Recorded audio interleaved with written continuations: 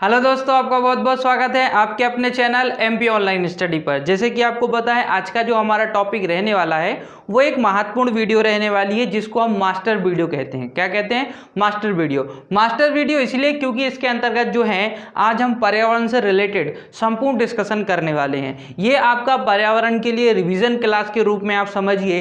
अगर आपने पर्यावरण से रिलेटेड मेरी सारी वीडियो देखी हुई है तो आपके लिए ये वीडियो जो है महत्वपूर्ण रहने वाली है। इसके अंतर्गत जो है इंपॉर्टेंट ऐसे मैंने पॉइंट लिए हैं, इंपॉर्टेंट ऐसे टॉपिक लिए हैं जिस पर जो है आज हम डिस्कशन करने वाले हैं। इसमें दो पार्ट आपके रहेंगे। ये फर्स्ट पार्ट है, सेकंड पार्ट भी जल्द आएगा आपका।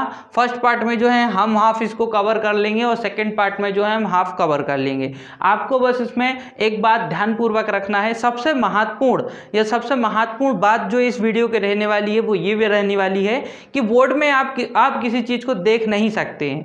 ये मेरा काम रहेगा कि मैं आपको सारी चीज़ जो है क्लियर करूं। यहाँ पर जो है मेरे द्वारा आपको सारी चीज़ें क्लियर कराई जाएंगी। एक एक टॉपिक पर जो है हम जो है पूरा क्लियर जो है मैं आपको टॉपिक क्लियर कराने वाला हूँ। आपका काम रहेगा ध्यानपूर्वक मुझे सुनना। आप जितने शांतिपूर्वक मुझे सुनते रहेंगे सारी चीज़ आपके माइंड में जो है सेट होते चलेगी। तो आपका सबसे महत्वपूर्ण कार्य रहेगा कि आप जो है एकांत में इस वीडियो को देखें और वीडियो को कंप्लीटली देखें। ध्यानपूर्वक आपको सुनना है, सारी चीज़ सारे फैक्ट आपके आज क्लियर होने वाले हैं। ठीक है, तो स्टार्ट करते हैं आज की हमारी वीडियो जो कि रहने वाली है पर्यावरण मास्टर वीडियो। पर्यावरण की ये आज हमारी मास्टर वीडियो है जिसके अंतर्गत जैसे कि आपको पता है कि अगर हम बात करें पर्यावरण मतलब हमारे चारों ओर का जो आवरण होता है उसको हम क्या कहते हैं? पर्यावरण कहते हैं। ठीक है, बहुत सारी परिभाषाएं जो हैं पर्यावरण के अंतर्गत दी गई हैं जिसमें आप देखेंगे कि पर्यावरण हमारे चारों ओर का आवरण पर्यावरण कहलाता है। पर्यावरण शब्द जो है वो फ्रेंच भाषा से लिया गया है जिसका अर्थ क्या होता है? जिसका अर्थ होता है इंग्लिश में एनवायरनमेंट। और एनवायरनमेंट की अगर हम बात करें तो इनवायर का मतलब होता है चारों ओर से घिरा हुआ। क्या होता है? चारों ओर से घिरा हुआ। तो पर्यावरण शब्द का अर्थ होता है चारों ओर से घिरा हुआ ऐसा आवरण जिसके अंतर्गत जीव जंतु पेड़ पौधे रहते हैं, जीवन यापन करते हैं, पर्यावरण कहलाता है। बहुत सारी परिभाषाएं हैं जैसे कि आप देखेंगे हमारे चारों ओर की कोई भी ऐसी वस्तु जो प्रत्यक्ष या अप्रत्यक्ष रूप से मानव या जीव जंतुओं के लिए आवश्यक होती है वो पर्यावरण के अंतर्गत आती है। हमारे चारों ओर जो वातावरण हमको देखने को मिलता है, चाहे वो वायुमंडल हो, चाहे वो जलमंडल हो और चाहे वो स्थल मंडल हो, तीनों मंडल को सम्मिलित रूप से हम क्या कहते हैं? पर्यावरण के अंतर्गत रखते हैं। तो आप देखेंगे स्थल मंडल, आप देखेंगे जल मंडल और आप देखेंगे वायुमंडल। इन तीनों टॉपिक पर जो है विस्तार पूर्वक आज हमारा डिस्कशन होने वाला है। वायुमंडल से रिलेटेड जो इंपॉर्टेंट टॉपिक हैं वो मैं आपको बताने वाला हूं। स्थल मंडल से रिलेटेड जो महत्वपूर्ण टॉपिक हैं उस पर डिस्कशन करने वाले हैं। देखिए, सबसे पहले हम बात करते हैं वायुमंडल। वायुमंडल की अगर हम बात करें तो वायुमंडल के अंतर्गत सबसे ज़्यादा आपको क्या देखने को मिलती है? गैसें देखने को मिलती हैं। वायुमंडल के अंतर्गत अगर हम बात करें तो सबसे ज़्यादा आपको क्या देखने को मिलती है? गैसें। जब भी वायुमंडल की बात आती है तो बात आती है कि सर्वाधिक मात्रा में पाई जाने वाली गैस जो कि है नाइट्रोजन गैस। 78% क्षेत्रफल में यह सर्वाधिक मात्रा में 78% पर हमको नाइट्रोजन गैस देखने को मिलती है। और फिर उसके बाद आती है ऑक्सीजन गैस जो कि हमको देखने को मिलती है 21%। 21% हमको कौन सी गैस देखने को मिलती है? वो ऑक्सीजन गैस देखने को मिलती है। और उसके पश्चात अगर आप देखेंगे तो 0.03% आपको देखने को मिलती है कार्बन डाइऑक्साइड गैस। लेकिन फिर क्वेश्चन कई बार ऐसा भी आ जाता है कि सर्वाधिक मात्रा में पाई जाने वाली दो प्रमुख गैस हैं, तो वो होता है आपका ऑक्सीजन गैस और नाइट्रोजन गैस। दोनों को अगर मिला दिया जाए तो वायुमंडल में 99% नाइट्रोजन और ऑक्सीजन गैस पाई जाती है। इसके अतिरिक्त भी आपको बहुत सारी गैसें देखने को मिलती हैं जैसे कि हीलियम गैस देखने को मिलती है ना, बहुत सारी हेलोजन गैसें देखने को मिलती हैं, बहुत सारी आपको गैसें देखने को मिलेंगी, निष्क्रिय गैसें देखने को मिलेंगी जिसको हम उत्कृष्ट गैसें भी कहते हैं। जैसे कि हीलियम होता है एक अपना, नियॉन होता है, ऑर्गन गैस होती है। ये प्रमुख गैसें हैं। ये गैसें भी वायुमंडल में कम थोड़ी मात्रा में पाई जाती हैं। प्रमुख 3 गैसें आपको इसके अंतर्गत याद रखना है वायुमंडल में। एक आपको रखना है ऑक्सीजन, नाइट्रोजन और कार्बन डाइऑक्साइड। ऑक्सीजन का सिंबल O2 होता है, नाइट्रोजन का N2 होता है, कार्बन डाइऑक्साइड का CO2 होता है। ठीक है, फिर हम बात करते हैं कि जो वायुमंडल है उसको हमने बहुत सारे मंडलों में विभाजित किया हुआ है। वायुमंडल में आपको बताया है, वायुमंडल में सबसे निचला जो मंडल आता है वो आता है क्षोभ मंडल, क्षोभ मंडल के बाद आता है समताप मंडल, समताप मंडल के बाद आता है मध्य मंडल, मध्य मंडल के बाद आता है आयन मंडल, और आयन मंडल के बाद आता है बाह्यमंडल मतलब बाहरी मंडल। इस तरीके से मंडल पाए जाते हैं। सबसे निचला मंडल जो होता है वो होता है क्षोभ मंडल, और सबसे ऊपरी मंडल जो होता है वो होता है बाहरी मंडल। अब हम बात करते हैं ये मंडल हमको किस तरीके से देखने को मिलते हैं। पृथ्वी से 18 किलोमीटर ऊंचाई तक, 18 किलोमीटर ऊंचाई तक हमको क्षोभ मंडल देखने को मिलता है। 18 किलोमीटर से तो 50 किलोमीटर तक, 18 किलोमीटर से 50 किलोमीटर तक हमको समताप मंडल देखने को मिलता है। 50 किलोमीटर से तो 80 किलोमीटर तक, 50 किलोमीटर से तो 80 किलोमीटर तक हमको जो है मध्य मंडल देखने को मिलता है। उसके बाद 80 किलोमीटर से 400 किलोमीटर तक, 80 किलोमीटर से 400 किलोमीटर तक हमको जो है वो आयन मंडल देखने को मिलता है। और उसके पश्चात 400 किलोमीटर के पश्चात का जो मंडल पाया जाता है वो संपूर्ण मंडल कहलाता है बाहरी मंडल। इस तरीके से मंडल पाए जाते हैं। अब हम बात करते हैं क्षोभ मंडल। क्षोभ मंडल की अगर हम बात करें तो क्षोभ मंडल की खोज सर्वप्रथम अगर आप देखेंगे 1920 में क्षोभ मंडल की खोज की गई थी। और ये जो खोज की गई थी, ये खोज की गई थी आपकी क्षोभ मंडल की रूसी वैज्ञानिक हैं हमारे एक मोलेस नोफा, मोलेस नोफा द्वारा जो है क्षोभ मंडल की खोज की गई थी। क्षोभ मंडल की एक खास विशेषता ये होती है, जैसे जैसे आप क्षोभ मंडल में ऊपर की ओर बढ़ते हैं वैसे वैसे तापमान भी बढ़ता जाता है। लगभग 162 मीटर ऊंचाई पर जाने पर 1 डिग्री सेल्सियस तापमान में वृद्धि हो जाती है।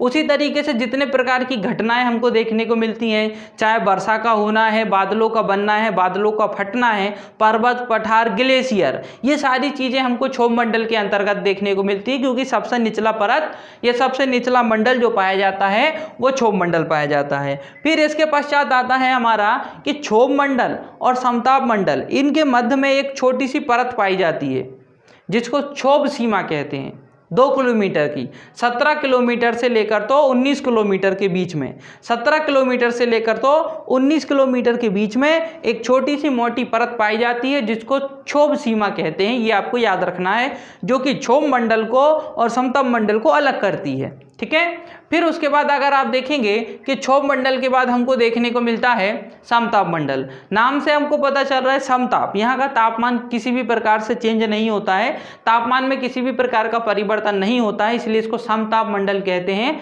अधिकांश ये देखा गया है कि समताप मंडल का तापमान 0 डिग्री सेल्सियस बना रहता है। हमेशा समताप मंडल का जो तापमान है वो 0 डिग्री सेल्सियस बना रहता है, समताप मंडल कहलाता है। समताप मंडल में एक विशेष प्रकार के बादलों का निर्माण होता है, एक विशेष प्रकार के बादलों का निर्माण समताप मंडल में होता है, इसलिए इनको जो है मूलहाब मेघ कहते हैं। मूलहाब मेघ के नाम से समताप मंडल में पाए जाने वाले बादलों को जाना जाता है। ठीक है।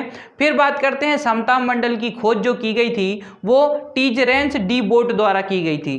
टीजरेंस टी है ना, टीजरेंस टी वोट द्वारा जो है समताप मंडल की खोज की गई थी, ये आपको याद रखना है। और यहाँ पर याद रखना है कि 18 से लेकर तो 50 किलोमीटर के मध्य समताप मंडल देखने को मिलता है। और यही वो समताप मंडल है जहां हमको ओजोन परत देखने को मिलती है। जब हम ओजोन परत के बारे में डिस्कशन करेंगे तो मैं आपको बताऊंगा कि ओजोन परत आपको कहां कहां और किस प्रकार से देखने को मिलती है। फिर अब हम बात करते हैं मध्य मंडल, जो कि 50 किलोमीटर से तो 80 किलोमीटर के बीच में पाया जाता है मध्य मंडल। मध्य मंडल जो होता है सर्वाधिक ठंडा मंडल इसको माना जाता है, क्योंकि यहाँ का तापमान -100 डिग्री सेल्सियस तक पहुँच जाता है। -100 डिग्री सेल्सियस तक इसका तापमान पहुँच जाता है, मतलब बहुत ज़्यादा डाउन हो जाता है इसका तापमान, ठंडा मौसम हो जाता है, इसलिए सर्वाधिक ठंडा मंडल माना जाता है मध्य मंडल को। ठीक है, जो कि हमारा 50 किलोमीटर से लेकर तो 80 किलोमीटर तक पाया जाता है। फिर आता है हमारे इसके बाद आयन मंडल। अब जो आयन मंडल होता है वो 80 किलोमीटर से लेकर तो 40 किलोमीटर के बीच, 400 किलोमीटर, 80 किलोमीटर से लेकर तो 400 किलोमीटर के बीच में पाया जाता है। और इसमें बहुत सारे परतें पाई जाती हैं। ये जो आयन मंडल होता है इसमें बहुत सारी परतें पाई जाती हैं, जिसमें सबसे निचली परत जो होती है वो डी परत होती है। डी परत के ऊपर ई परत पाई जाती है, ई परत के ऊपर एफ परत पाई जाती है और एफ परत के ऊपर जी परत पाई जाती है। इस तरीके से 4 परतें पाई जाती हैं, जिसमें आप देखोगे डी परत जो होती है ये सबसे प्रमुख विशेषता आप याद रखिए आयन मंडल की। आयन मंडल जो होती हैं विशेष प्रकार की तरंगों को परिवर्तित करने का कार्य करती है।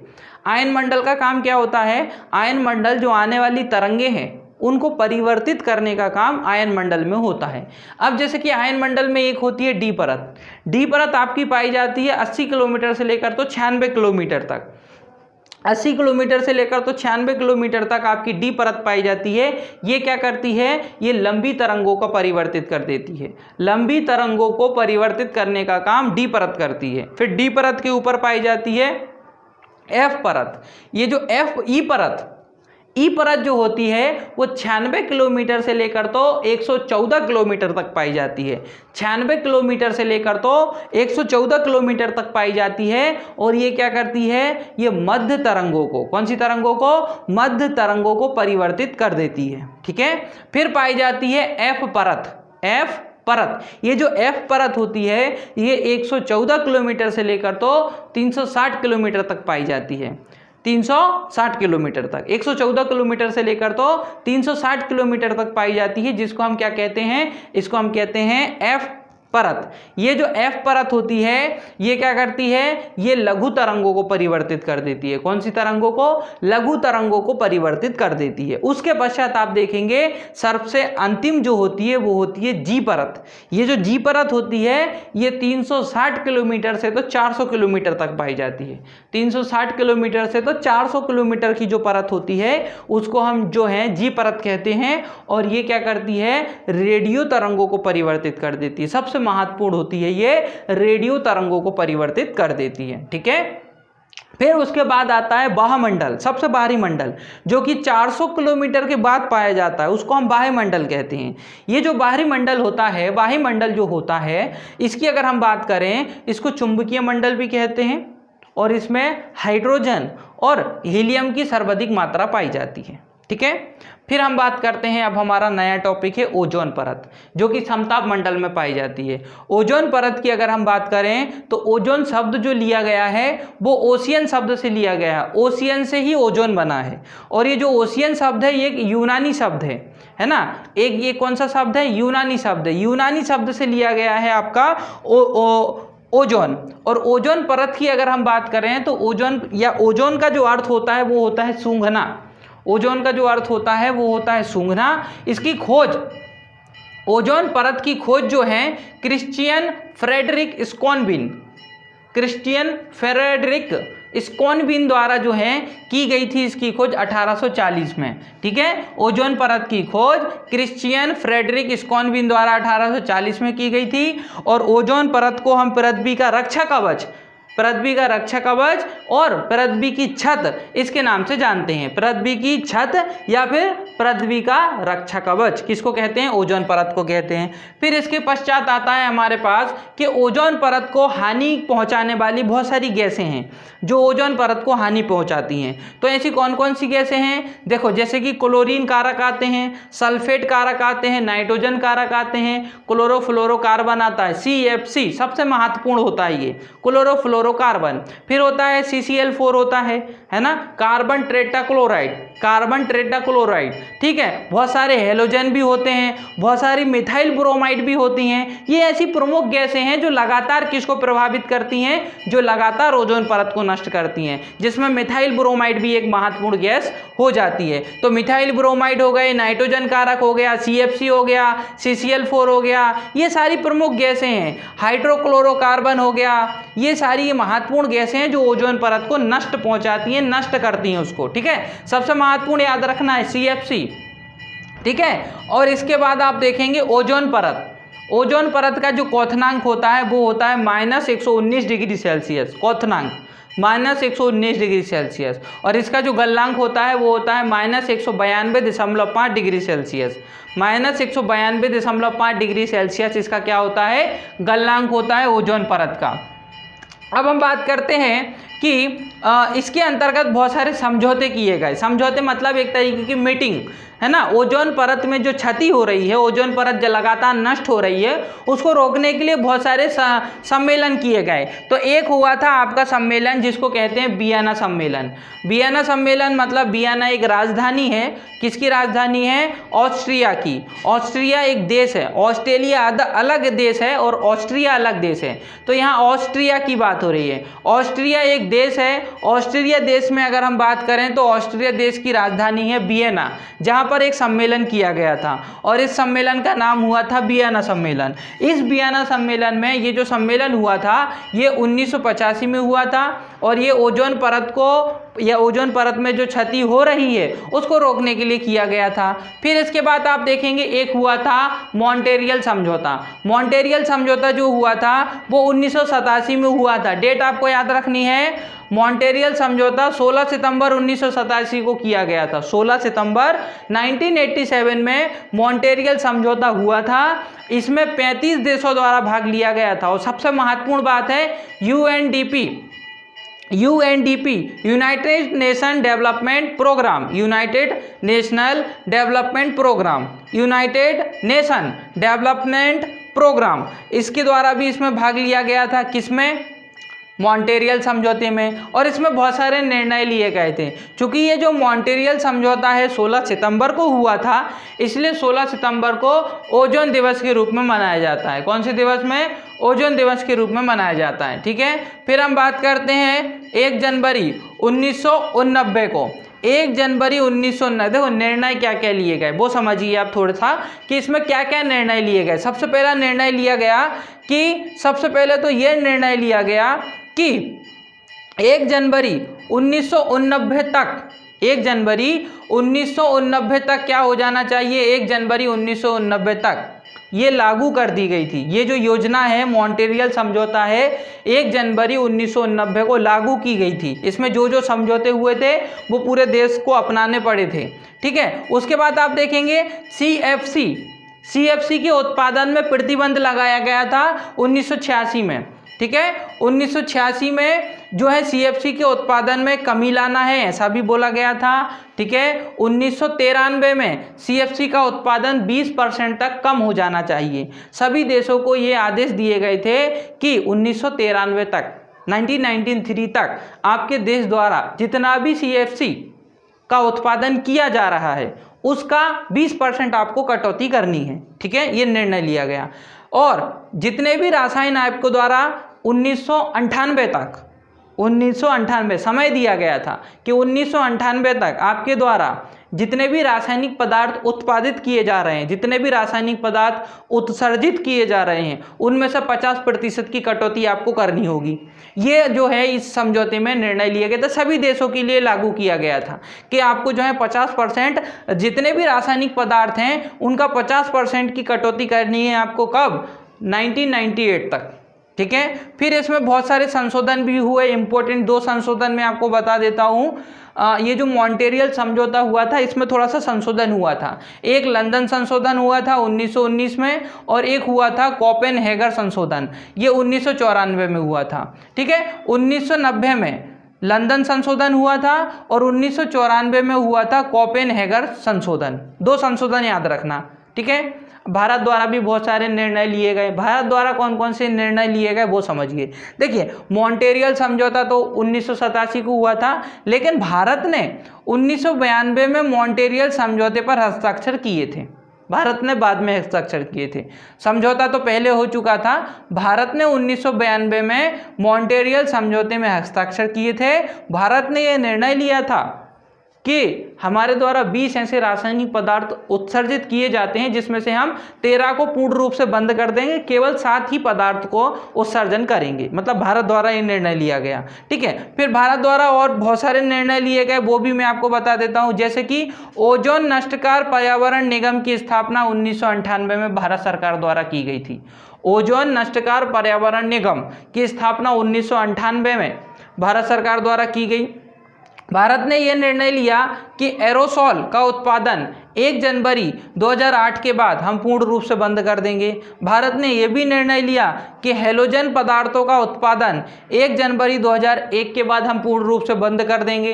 भारत ने निर्णय लिया कि मिथाइल ब्रोमाइड का उत्पादन 1 सितंबर 2010 के बाद पूर्ण रूप से बंद कर दिया जाएगा। ये इसके बहुत सारे कारण हैं। कारण क्या है? सबसे महत्वपूर्ण कारण यह है कि अंटार्कटिका पर सर्वप्रथम क्या देखा गया?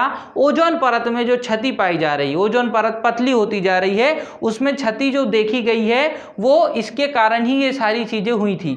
और ये जो ओजोन परत जो नष्ट हो रही है, इसकी सबसे पहले जानकारी हमको प्राप्त हुई थी ब्रिटिश वैज्ञानिक द्वारा, जोसेफ फरमन द्वारा 1985 में हमको ये जानकारी प्राप्त हुई थी कि लगातार ओजोन परत क्या हो रही है? पतली होती जा रही है। इसलिए बहुत सारे निर्णय लिए गए। वियना सम्मेलन किया गया, मॉन्ट्रियल समझौता किया गया, भारत ने भी बहुत सारे निर्णय लिए। ठीक है, अब हम बात करते हैं थोड़ा सा कि हरित गृह प्रभाव किसे कहते हैं और अम्लीय वर्षा किसे कहते हैं। देखिए, हरित गृह प्रभाव अम्लीय वर्षा से रिलेटेड कंप्लीट वीडियो मैंने बनाई हुई है, आप वो देख सकते हैं। हरित गृह प्रभाव, ग्रीन हाउस इफेक्ट, इसको कहते हैं ग्रीन हाउस इफेक्ट, जैसे कि carbon dioxide gas, carbon monoxide gas, sulphur dioxide gas, sulphur nitride, nitrogen oxide gas, इनकी लगातार मात्रा बढ़ती है। इन गैसों की लगातार मात्रा बढ़ने से क्या होता है? पृथ्वी दिन के समय तो गर्म रहती है, रात्रि के समय भी पृथ्वी गर्म बनी रहती है, और इसी को कहते हैं ग्रीन हाउस इफेक्ट। इसको क्या कहते हैं? Green house effect. जब एक ग्रीन हाउस इफेक्ट अधिक मात्रा में बढ़ जाता है तो उसको ग्लोबल वार्मिंग कहा जाता है। ग्लोबल वार्मिंग ही कहा जाता है उसको, मतलब ग्रीन हाउस इफेक्ट ही आपका किस में परिवर्तित हो जाता है? वो ही बन जाता है एक विशाल रूप। जब ग्रीन हाउस इफेक्ट, पृथ्वी का तापमान लगातार बढ़ता रहेगा तो रात्रि के समय भी अधिक हो जाएगा, उससे क्या होगा? उसको कहेंगे ग्लोबल वार्मिंग। ठीक है ना? तो देखिए, आप इसमें समझिए कि ग्रीन हाउस इफेक्ट की जो खोज की गई थी वो सर्वप्रथम खोज की गई थी जोसेफ फोरियन द्वारा 1824 में ग्रीन हाउस इफेक्ट की खोज की गई थी। ये आपको याद रखना है। प्रमुख गैसें जो होती हैं वो CO2 होता है, CO होता है, NO, SO2 मतलब carbon dioxide, sulphur, carbon monoxide, nitrogen oxide, sulphur dioxide, methane gas, ये प्रमुख गैसें होती हैं आपकी। फिर आती है अम्लीय वर्षा। सिंपल है, अम्लीय वर्षा में आपको क्या याद रखना है कि जब अम्ल के रूप में वर्षा का जो है वर्षा होती है तो वो अम्लीय वर्षा कहलाती है। जब पानी अम्ल से क्रिया करके अम्ल बना लेती हैं, जैसे कि SO2, NO2, इनके साथ जब पानी या जल की बूंदें क्रिया कर लेती हैं तो अम्ल का निर्माण होता है, जैसे कि H2SO4, HNO3, ये अम्ल होते हैं। जब ये वर्षा के रूप में पृथ्वी पर आते हैं तो ये हानिकारक प्रभाव डालते हैं, चाहे वो पेड़ पौधे हों, चाहे वो जीव जंतु हो, चाहे वो फिर संगमरमर की चट्टानें हों, संगमरमर के पत्थर हो, संगमरमर के घर हो, या संगमरमर का ताजमहल हो, इसको क्या कर देते हैं? प्रभावित कर देते हैं। इसलिए अम्लीय वर्षा हानिकारक होती है, जीव जंतुओं के लिए भी हानिकारक होती है। अम्लीय वर्षा के बारे में सर्वप्रथम जानकारी हमको प्राप्त हुई थी स्कैंडिनेविया से।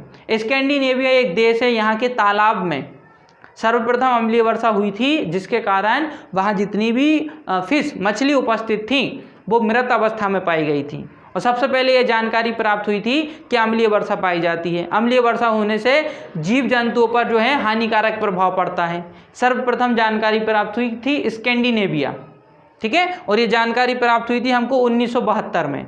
और अम्लीय वर्षा के प्रमुख कारक जो होते हैं वो सल्फर डाइऑक्साइड होता है और मोनोऑक्साइड, नाइट्रोजन ऑक्साइड होता है। ठीक है, ये आपको अम्लीय वर्षा में याद रखना है। 2 कारक तो आपको याद रखना है। अब हम बात करते हैं स्थलमंडल या जलमंडल। स्थलमंडल या जलमंडल की हम बात करें तो ये तो आपका वायुमंडल का हो गया। अब आप देखिए स्थलमंडल, जलमंडल। जब हम स्थलमंडल की बात करें या जलमंडल की बात करें तो पूरा आप समझिए उसको पारिस्थितिक तंत्र, पूरा इसके ही अंतर्गत आता है, चाहे वो जलीय पारिस्थितिक तंत्र हो, चाहे वो स्थलीय पारिस्थितिक तंत्र हो। आपने पारिस्थितिक तंत्र पढ़ा होगा तो आपने उसमें देखा होगा कि मैंने आपको बताया है कि किस तरीके के पारिस्थितिक तंत्र देखने को मिलते हैं। हमको देखने को मिलते हैं प्राकृतिक पारिस्थितिक तंत्र और कृत्रिम पारिस्थितिक तंत्र। सबसे पहले आता है प्राकृतिक पारिस्थितिक तंत्र। ऐसे पारिस्थितिक तंत्र जो प्रकृति ने हमको दिए हैं, जैसे कि समुद्र, नदी, तालाब, झरना, ये एक जंगल, मैदान है ना, घास के मैदान, ये क्या है? पारिस्थितिक तंत्र हैं, जहाँ जीव जीवन यापन करते हैं, एक दूसरे को भोजन के रूप में खाते हैं और अपना जीवन यापन करते हैं। यही तो पारिस्थितिक तंत्र है। ठीक है, परिस्थिति के अनुकूल अपने आप को ढालते हैं और जीवन यापन करते हैं, ये पारिस्थितिक तंत्र कहलाता है। तो प्राकृतिक पारिस्थितिक तंत्र देखने को मिलते हैं और कृत्रिम पारिस्थितिक तंत्र देखने को मिलते हैं। प्राकृतिक पारिस्थितिक तंत्र भी हमको बहुत सारे देखने को मिलते हैं, है ना, जैसे कि स्थलीय पारिस्थितिक तंत्र होता है और जलीय पारिस्थितिक तंत्र होता है। अगर हम स्थलीय पारिस्थितिक तंत्र की बात करें तो घास के मैदान, जंगल स्थलीय पारिस्थितिक तंत्र हैं, लेकिन जलीय पारिस्थितिक तंत्र समुद्र, नदी, झरना, तालाब, ये जलीय पारिस्थितिक तंत्र कहलाते हैं। ठीक है, फिर होता है हमारा शुद्ध जल पारिस्थितिक तंत्र और अशुद्ध जल पारिस्थितिक तंत्र, जैसे कि झरना, झील, इसका पानी शुद्ध होता है इसलिए हम उसको कहते हैं शुद्ध पारिस्थितिक तंत्र। ठीक है, और उसके बाद आप देखेंगे नदी या समुद्र, इसका पानी जो है वो गंदा हो जाता है, जिसके कारण इसको बोला जाता है अशुद्ध पारिस्थितिक तंत्र। ठीक है, तो ये सारी चीज़ें आपको याद रखना है। पारिस्थितिक तंत्र में आपको क्या क्या देखने को मिलता है, किसी भी एक पारिस्थितिक तंत्र में आपको उत्पादक देखने को मिलते हैं, उपभोक्ता देखने को मिलते हैं, अपघटनकर्ता देखने को मिलते हैं, जैविक पदार्थ देखने को मिलते हैं, अजैविक पदार्थ देखने को मिलते हैं। ठीक है, जैसे कि जैविक पदार्थ जो जीवित होते हैं, अजैविक पदार्थ जो जीवित नहीं होते हैं। ठीक है, जो मृत अवस्था में या जीवित नहीं होते, जो जीवित होते हैं वो जैविक कहलाते हैं। ठीक है, जैविक में आपका आता है सबसे पहले उत्पादक, जिसमें पेड़ पौधे आते हैं, उसको पेड़ पौधों को खाने वाले उपभोक्ता, जिसको प्राथमिक उपभोक्ता कहते हैं। प्राथमिक उपभोक्ताओं को खाने वाले द्वितीयक उपभोक्ता कहलाते हैं, द्वितीयक उपभोक्ता को खाने वाले तृतीयक उपभोक्ता कहलाते हैं। ठीक है, और तृतीयक उपभोक्ता जब मृत अवस्था में पाए जाते हैं तो उनकी बॉडी को खाने वाले, है ना, छोटे छोटे जीव, जीवाणु, कवक, फंजाइल, प्रोटोजोआ, कृमि, ये क्या कहलाते हैं, ये अपघटनकर्ता कहलाते हैं। बॉडी को अपघटित कर देते हैं, मिट्टी में मिला देते हैं, अपघटनकर्ता कहलाते हैं। अजैविक पदार्थ जैसे कि कार्बन, नाइट्रोजन, ऑक्सीजन, अकार्बन, ये क्या हैं, ये हैं आपके अजैविक पदार्थ, ये भी पाए जाते हैं किसी भी पारिस्थितिक तंत्र में, चाहे अब वो एक जंगल का पारिस्थितिक तंत्र हो, चाहे घने मैदान का पारिस्थितिक तंत्र हो, या वो एक समुद्र का पारिस्थितिक तंत्र हो, या फिर एक तालाब का पारिस्थितिक तंत्र हो, सभी पारिस्थितिक तंत्र में ये घटक पाए जाते हैं, चाहे वो जैविक घटक हो या अजैविक घटक हो। ठीक है, ये आपको याद रखना है। पारिस्थितिक तंत्र की खोज AP टेस्ले द्वारा 1935 में की गई थी, है ना, AP टेस्ले द्वारा 1935 में की गई थी। पारिस्थितिक तंत्र में जो ऊर्जा प्राप्त होती है वो सूर्य से प्राप्त होती है, ये आपको याद रखना है। देखिए, पारिस्थितिक तंत्र में क्या होता है, अनुकूल वातावरण होना ज़्यादा जरूरी है। जीव जंतु कहाँ रहेंगे, जीव जंतु वहीं रहना पसंद करते हैं जहाँ अनुकूल वातावरण होता है। और आप देखेंगे कि पृथ्वी की जो भूमध्य रेखा होती है, पृथ्वी की जो भूमध्य रेखा होती है सर्वाधिक अनुकूल वातावरण देती है, इसलिए सर्वाधिक जीव हमको भूमध्य रेखा पर देखने को मिलते हैं। फिर आप देखेंगे कि जो घास के मैदान होते हैं यहाँ निम्न उत्पादक क्षेत्र होता है, जबकि उच्च उत्पादक क्षेत्र भूमध्य रेखा पर देखने को मिलता है। भूमि, पृथ्वी का जो मध्य वाली भूमि होती है वो कहलाती है भूमध्य रेखा, और वहाँ पर सर्वाधिक जीव जंतु रहते हैं क्योंकि वहाँ पर अनुकूल वातावरण पाया जाता है। फिर घास के मैदान जहाँ होते हैं वहाँ पेड़ पौधे कम मात्रा में होते हैं, इसलिए उसको जो है उसको हम मध्य उत्पादक क्षेत्र कहते हैं। लेकिन आप देखेंगे मरुस्थलीय क्षेत्र, रेगिस्तानी क्षेत्र, ये क्षेत्र कैसा है, यहाँ पर ये इस प्रकार का क्षेत्र होता है कि यहाँ पर घास, पेड़ पौधे बहुत कम मात्रा में पाए जाते हैं, इसलिए इसको कहा जाता है निम्न उत्पादक क्षेत्र। जहाँ उत्पादक ही नहीं होंगे, जहाँ पेड़ पौधे ही नहीं होंगे, वहाँ छोटे छोटे जीव जंतु नहीं होंगे, उन छोटे छोटे जीव जंतुओं को खाने वाले बड़े बड़े जीव जंतु नहीं पाए जाएंगे। इस प्रकार वहाँ पारिस्थितिक तंत्र विकसित नहीं हो पाएगा। लेकिन जहाँ पेड़ पौधे पाए जाते हैं वहाँ छोटे छोटे जीव उपस्थित होते हैं, छोटे छोटे जीवों को खाने वाले बड़े बड़े जीव उपस्थित होते हैं, उन बड़े जीवों को खाने वाले उनसे बड़े जीव उपस्थित होते हैं, इसलिए पूरा पारिस्थितिक तंत्र बन जाता है। लेकिन जहां अनुकूल वातावरण नहीं होता है वहां पारिस्थितिक तंत्र नहीं बन पाता है। तो ये आपको याद रखना है। कुछ आपको शब्द याद रखना है, जैसे कि जैव भार। जैव भार किसको कहते हैं, किसी भी पारिस्थितिक तंत्र में उपस्थित पेड़ पौधों और जीव जंतुओं का भार, वेट, जैव भार कहलाता है। ठीक है, उसके बाद फ्लोरा होता है और फोना होता है। किसी भी पारिस्थितिक तंत्र में उपस्थित पादपों या पेड़ पौधों को ही फ्लोरा कहा जाता है। क्या कहा जाता है, फ्लोरा। किसी भी पारिस्थितिक तंत्र में उपस्थित पेड़ पौधे या पादपों को फ्लोरा कहा जाता है, और किसी भी पारिस्थितिक तंत्र में उपस्थित जीव जंतुओं को फोना कहा जाता है। ठीक है, जीव जंतुओं को फोना कहा जाता है। फिर बात आती है लोटिक तंत्र।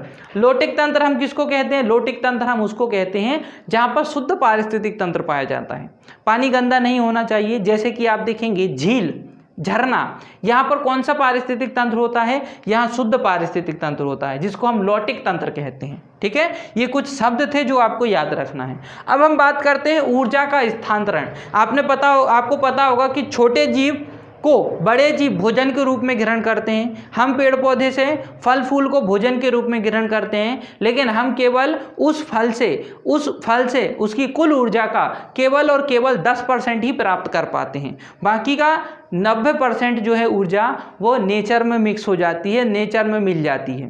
केवल 10% ऊर्जा ही हम प्राप्त कर पाते हैं। ये नियम है, ठीक है, ये ऊर्जा का नियम है, ऊर्जा स्थानांतरण का नियम है कि केवल और केवल कोई भी जीव जब एक छोटे जीव को भोजन के रूप में खाता है तो केवल उस जीव का या उस जीव में कुल ऊर्जा का केवल और केवल 10% ही प्राप्त कर पाता है। 90% ऊर्जा जो है वो नेचर में मिल जाती है। ठीक है, तो आप देखेंगे ऊर्जा का स्थानांतरण किस प्रकार से होता है, तो 10 के नियम से होता है। 10 का नियम, 10% ऊर्जा, तो 10 के नियम से होता है। इसीलिए हम कहते हैं कि ये जो नियम दिया गया था वो जोरत लिंडेमान द्वारा जो है 1942 में 10 का नियम दिया गया था, और उन्होंने बताया था कि किस प्रकार ऊर्जा केवल 10% के हिसाब से स्थानांतरित होती है। ठीक है, एक जीव को दूसरा जीव खाता है तो केवल 10% ऊर्जा ही प्राप्त कर पाता है। अब देखिए ऊर्जा के पिरामिड बनते हैं, कई प्रकार के पिरामिड बनते हैं, चाहे वो ऊर्जा का पिरामिड हो, चाहे वो जैव संख्या का पिरामिड हो, चाहे वो जैव भार का पिरामिड हो, जिसमें आता है सबसे महत्वपूर्ण ऊर्जा का पिरामिड।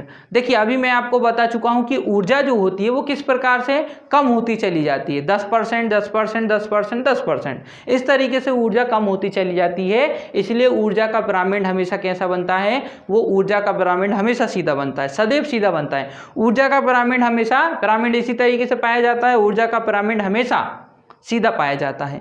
लेकिन जैव भार और जैव संख्या, जैव भार मतलब जीवों की संख्या और जीवों का भार, इस पर भी बहुत सारे पारिस्थितिक पिरामिड बनते हैं।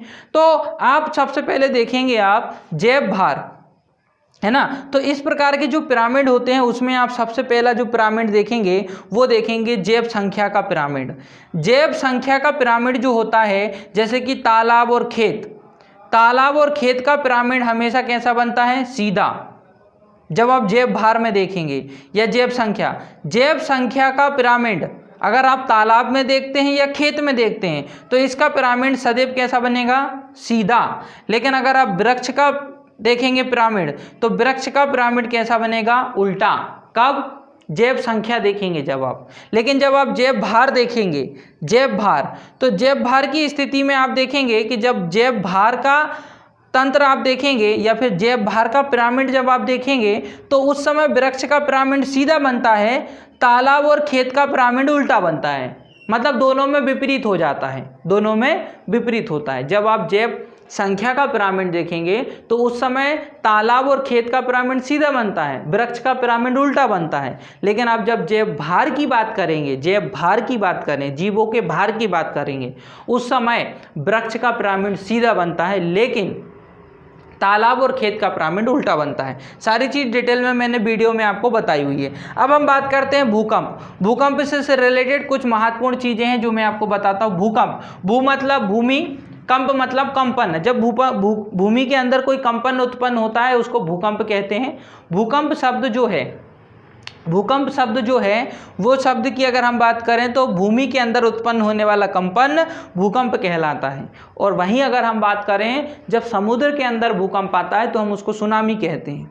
ठीक है, तो सुनामी और भूकंप एक ही चीज़ है, फर्क इतना है कि पृथ्वी में भूमि के अंदर जो कंपन उत्पन्न होता है वो भूकंप कहलाता है, लेकिन समुद्र के अंदर जो कंपन उत्पन्न होता है उसको सुनामी कहते हैं। ठीक है, तो सुनामी और भूकंप शब्द आपको एक ही याद रखना है। पृथ्वी से अगर आप देखेंगे धरातल से 50 किलोमीटर से लेकर तो 100 किलोमीटर के अंदर आपको भूकंप की स्थिति देखने को मिलती है। 50 किलोमीटर से लेकर तो 100 किलोमीटर की स्थिति पर भूकंप की उत्पत्ति होती है। भूकंप का अध्ययन करना सिस्मोलॉजी कहलाता है। ठीक है, भूकंप का अध्ययन करना सिस्मोलॉजी कहलाता है। इसको सिस्मोग्राफ में देखा जाता है। भूकंप को सिस्मोग्राफ में देखा जाता है, जिसको हिंदी में भूकंप लेखी यंत्र कहते हैं। जिसको हिंदी में भूकंप लेखी यंत्र कहते हैं। भूकंप की तीव्रता को रिएक्टर पैमाने में नापा जाता है। भूकंप की तीव्रता को रिएक्टर पैमाने में नापा जाता है। और भूकंप आने से जितने भी जनधन की हानि होती है उसको मार्केल स्केल पर मापा जाता है। ठीक है, भूकंप आता है तो कई प्रकार की जनहानि होती है। उस जनहानि को जो हम नापते हैं या जो हानि होती है उसको मार्केल स्केल पर नापा जाता है। जहाँ से भूकंप उत्पन्न होता है, पृथ्वी के अंदर जहाँ से भूकंप उत्पन्न होता है उसको अभिकेंद्र मूल कहते हैं। क्या कहते हैं? अभिकेंद्र मूल या फोकस कहते हैं। लेकिन पृथ्वी पर सबसे पहले जहाँ भूकंप का अनुभव किया जाता है उसको अभिकेंद्र कहते हैं। ठीक है, आपको याद रखना है।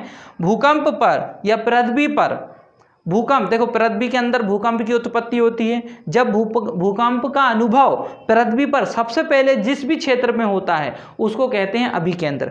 उसको क्या कहते हैं? अभिकेंद्र कहते हैं। और उसी भूकंप से पृथ्वी पर जहाँ सबसे बाद में हमको पता चलता है कि पृथ्वी के अंदर भूकंप की उत्पत्ति हुई थी, जहाँ सबसे बाद में अनुभव होता है उसको कहते हैं पृथ्वी ध्रुव स्थल। सबसे बाद में जहाँ भूकंप की स्थिति देखी जाती है उसको पृथ्वी ध्रुव स्थल कहते हैं। लेकिन सबसे पहले जहाँ भूकंप आ जाता है उसको कहते हैं हम अभिकेंद्र। ठीक है, फिर उसके बाद आता है समकंपन। समकंपन समकंपन उसको कहते हैं जहाँ एक ही समय पर भूकंप आ जाए। ऐसे दो क्षेत्र जहाँ एक ही समय पर भूकंप की उत्पन्न हो जाए, भूकंप उत्पन्न होता है, उसको समभूकंप कहते हैं। फिर उसके बाद आता है आपका सहभूकंप। सहभूकंप, जहाँ पर एक समान भूकंप आए। एक समान मतलब दोनों की तीव्रता बराबर होनी चाहिए, दोनों से होने वाली हानि बराबर होनी चाहिए, तो उसको क्या कहते हैं? सहभूकंप कहते हैं। मतलब एक ही भूकंप से दो क्षेत्रों में जब एक समान हानि होती है या एक समान तीव्रता वाला भूकंप आता है तो उसको सहभूकंप कहते हैं। क्या कहते हैं? सहभूकंप कहते हैं। ठीक है, तो ये आपको याद रखना है। भूकंप जब उत्पन्न होता है तो तरंगे निकलती हैं। 3 प्रकार की तरंगे निकलती हैं: प्राथमिक तरंगे, द्वितीयक तरंगे, तृतीयक तरंगे। प्राथमिक तरंगे जिसको हम क्या क्या और उसके क्या क्या नाम है। देखो, जो प्राथमिक तरंगे होती हैं वो बहुत अधिक गति से चलती हैं। जो द्वितीयक तरंगे होती हैं वो थोड़ी मंद गति से चलती हैं। तृतीयक गति जो होती है वो सबसे मंद गति से चलती है। तरंगे आपको पता है किस तरीके से चलती हैं? जो सबसे कम गति से चलती है वो सर्वाधिक विनाशकारी तरंगे कहलाती हैं, सबसे अधिक हानि पहुंचाती हैं। सबसे मंद गति से चलने वाली तरंगें सबसे अधिक हानि पहुंचाती हैं और सबसे तीव्र गति से चलने वाली तरंगें सबसे कम हानि पहुंचाती हैं, क्योंकि वो तरंगें जल्दी से निकल जाती हैं। लेकिन जो मंद गति से चलती है वो अधिक हानि पहुंचाती हैं। तो प्राथमिक तरंगों को हम और नामों से भी जानते हैं, जिसमें अनुलंब तरंगे, संपीड़ित तरंगे, अनुदैर्घ्य तरंगे, पी तरंगे। ये 3 नाम आपको याद रखना है। प्राथमिक तरंगों को अनुलंब तरंग, संपीड़न तरंग, अनुदैर्घ्य तरंग और पी तरंग भी कहते हैं। सर्वाधिक गतिशील तरंगे होती हैं ये कौन सी? प्राथमिक तरंगे। लेकिन सबसे कम हानि पहुंचाती हैं प्राथमिक तरंगे। ठीक है, प्राथमिक तरंगे ठोस, द्रव, गैस तीनों से गुजर सकती हैं। पृथ्वी के अंदर सर्वाधिक वेग से गति करती हैं ये प्राथमिक तरंगे। द्वितीयक तरंगों को हम गौण तरंगों के रूप में भी जानते हैं। द्वितीयक तरंगों को ऐस तरंगे भी कहते हैं। द्वितीयक तरंगों को शरीर तरंगे भी कहते हैं। और ये केवल ठोस में ही गति कर सकती हैं। द्वितीयक तरंगे केवल ठोस में गति कर सकती हैं। फिर बात आती है तीसरी, धरातलीय तरंगे। धरातलीय तरंगों को सबसे विनाशकारी तरंगे कहते हैं, क्योंकि ये सबसे मंद गति से चलती हैं, सबसे विनाशकारी कहलाती हैं, जिनको एल तरंगे भी कहा जाता है। ठीक है, भारत में अगर आप देखेंगे तो 5 ऐसे भूकंपीय क्षेत्र देखने को मिलेंगे आपको। मुख्य रूप से भारत को 5 भूकंपीय क्षेत्रों में विभाजित किया गया है, जिसमें कच्छ की खाड़ी, जम्मू कश्मीर और उत्तराखंड ये प्रमुख क्षेत्र हैं। यहाँ भूकंप की स्थिति अधिकांश देखने को मिलती है। कच्छ की खाड़ी, गुजरात, उत्तराखंड जो आपका राज्य है, और जम्मू कश्मीर, यहाँ आपको सर्वाधिक मात्रा में क्या भूकंप देखने को मिलता है और भूकंप की स्थिति देखने को मिलती है। भारत में या दूसरे देशों में किस प्रकार के भूकंप आए हुए हैं उनकी कुछ डेट हैं, वो आप देखिए सबसे पहले आपका 26 जनवरी 2001 को आया था एक भूकंप भुज गुजरात में, जिसकी तीव्रता थी 6.9। है ना। ये जो स्केल होता है ना, रिएक्टर स्केल, जिसमें भूकंप की तीव्रता मापी जाती है, 0 से लेकर 9 तक होता है वो, ठीक है, 0 से लेकर 9 तक। जनवरी 2010 में एक कैरिबियाई देश है हैती, कैरिबियाई देश, हैती एक देश है, हैती एक देश है, यहाँ पर भी एक भूकंप आया था। ये आया था जनवरी 2010 में। फिर उसके बाद आप देखेंगे 22 जनवरी 2011 को एक चर्च है, न्यूजीलैंड का एक चर्च है, इसमें भी एक भूकंप आया था 22 जनवरी 2011 को न्यूजीलैंड में, ठीक है। 18 सितंबर 2011 गंगटोक सिक्किम, सिक्किम एक राज्य है भारत के अंतर्गत, ये आपको याद रखना है। 18 सितंबर 2011 को गंगटोक सिक्किम में भी एक भूकंप आया था। 26 सितंबर 2015 को अफगानिस्तान में भूकंप आया था।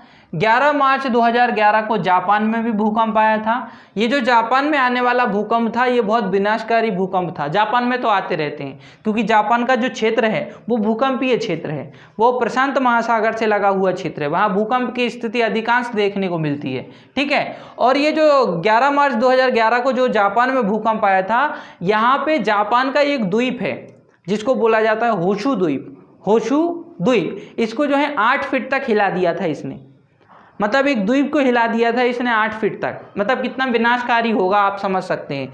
11 मार्च 2011 को होशु द्वीप को जो है 8 फीट तक हिला दिया था। 11 मार्च 2011 को जापान में आया था ये भूकंप, ठीक है। तो ये भूकंप से रिलेटेड डेटें आपको याद रखनी है।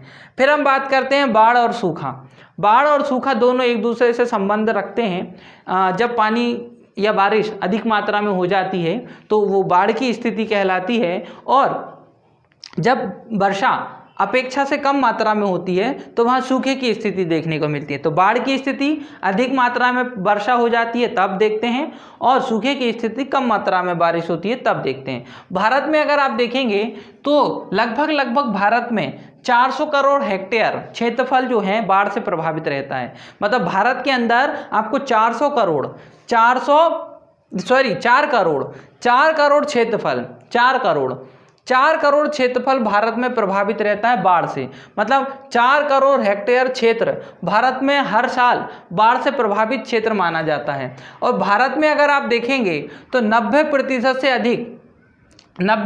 से अधिक क्षति जो होती है बाढ़ से वो उत्तर पूर्वीय मैदानों में होती है। उत्तर पूर्वीय मैदान मतलब आपका असम आ गया, अरुणाचल प्रदेश आ गया, बिहार आ गया, उत्तर प्रदेश आ गया, पश्चिम बंगाल आ गया, ये क्षेत्र आ जाएगा आपका। यहाँ सर्वाधिक मात्रा में 90% तक बाढ़ की स्थिति देखने को मिलती है, ठीक है। जैसे कि बिहार में कोसी नदी द्वारा, है ना, दामोदर नदी द्वारा पश्चिम बंगाल में बाढ़ की स्थिति देखने को मिलती है, और कोसी नदी के द्वारा बिहार में बाढ़ की स्थिति देखने को मिलती है, ठीक है। भारत में 60% से अधिक बिहार और उत्तर प्रदेश में बाढ़ आती है। 60% तो आपको बिहार और उत्तर प्रदेश में ही देखने को मिल जाती है, ठीक है। इसके अंतर्गत जो है 1954 में राष्ट्रीय बाढ़ नियंत्रण योजना की गई थी। राष्ट्रीय बाढ़ नियंत्रण योजना की शुरुआत की गई थी 1954 में, और 1954 में ही बाढ़ पुनर्वास संगठन की स्थापना की गई थी। 1954 में बाढ़ पुनर्वास संगठन की स्थापना 1954 में की गई थी। साथ ही साथ ये भी निर्णय लिया गया था कि प्रत्येक जिले में एक बाढ़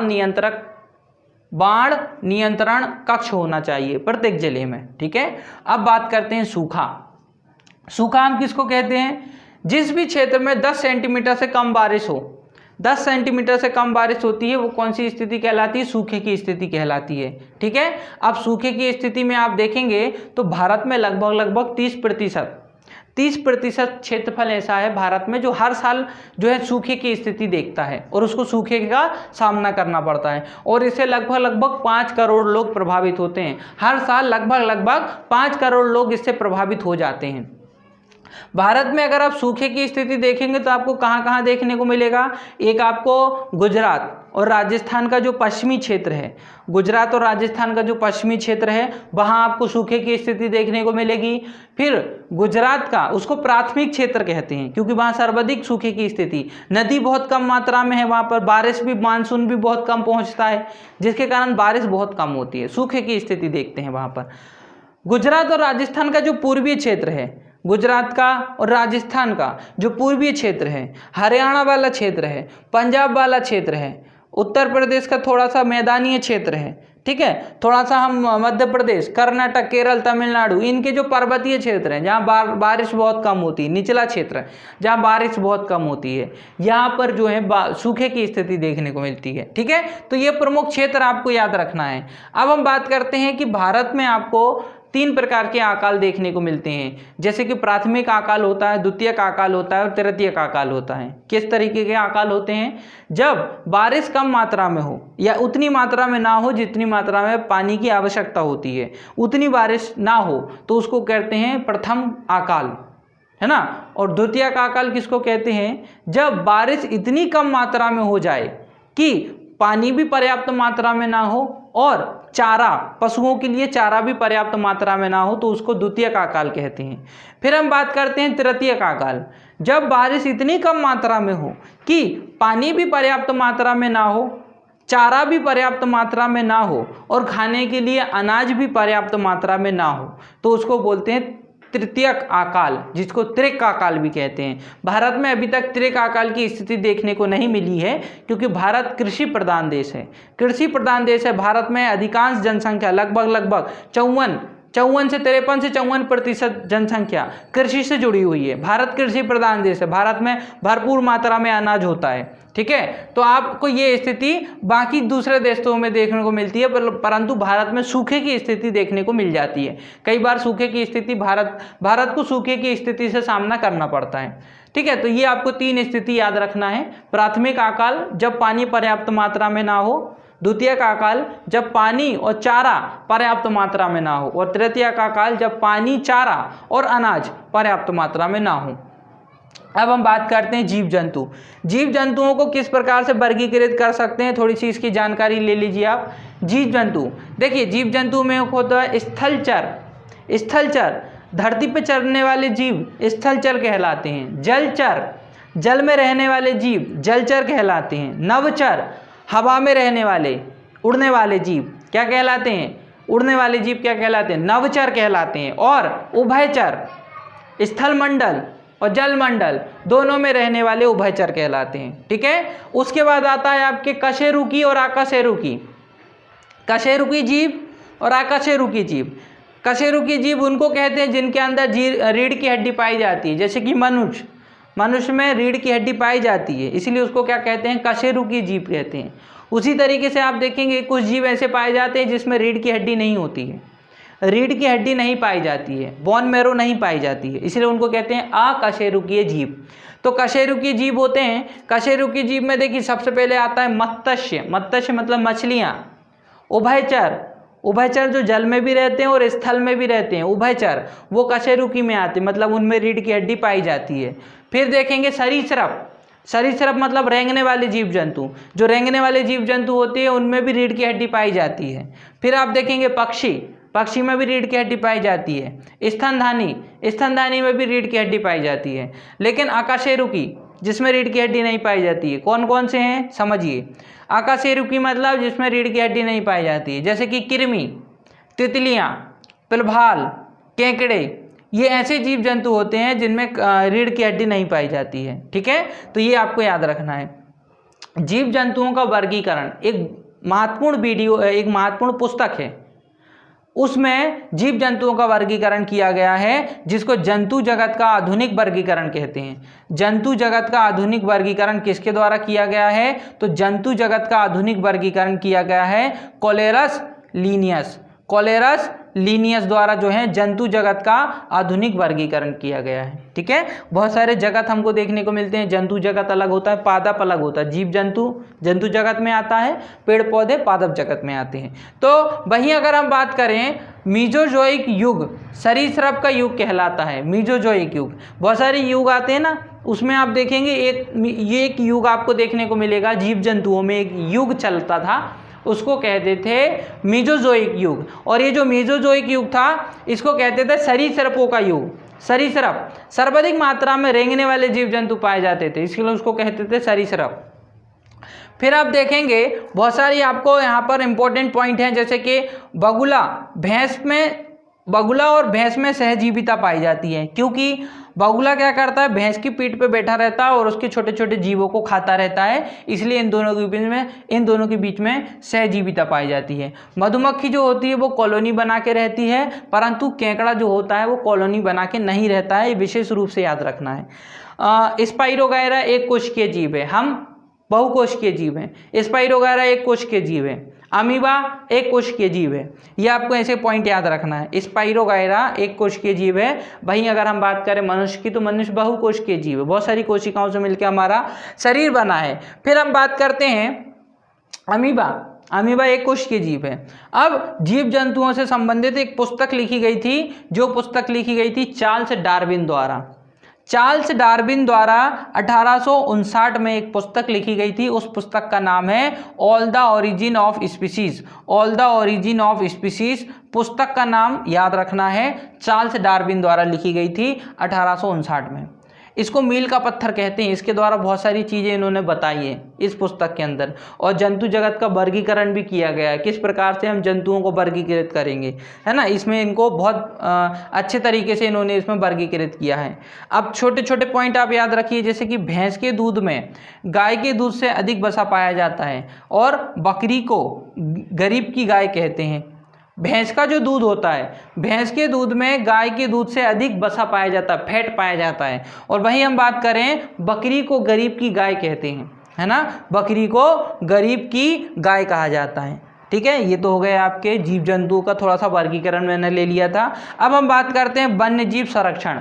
देखिए, भारत में बहुत सारे जीव पाए जाते हैं, लगातार कुछ जीव ऐसे भी हैं जिनकी प्रजाति लुप्त हो रही है।